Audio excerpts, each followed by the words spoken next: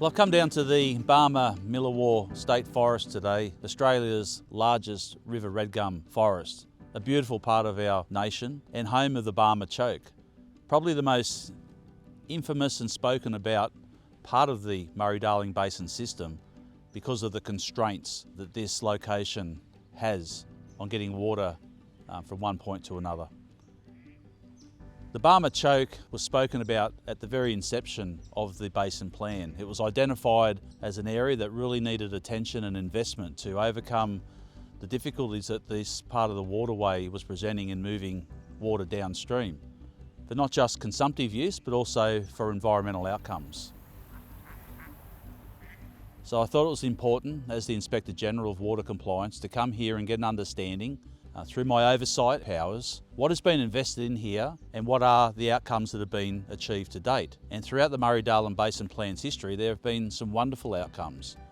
But the Barmah Choke still remains an issue when it comes to moving that water down the River Murray. It has an impact in relation to water trading between Victoria and New South Wales.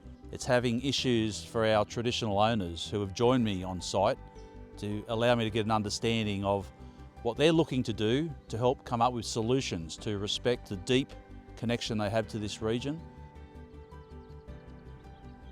What we've seen through a lot of inaction is that the problem in the Barmah Choke is compounding. We've had one issue where the water is not being sent downstream in the supply required because of what's been identified recently as a massive sand slug.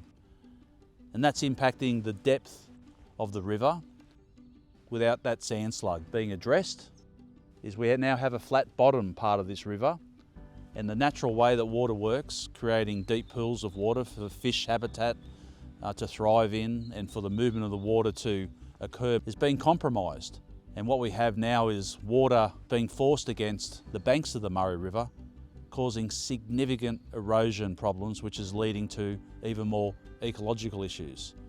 So I'll be taking the information I've learnt here back to the MDBA and back into the policy makers to understand what they're envisaging as the solutions to go forward, to make sure that the Basin Plan implementation can become a reality and the Barmah Choke and its constraints are no longer the issue that they currently are.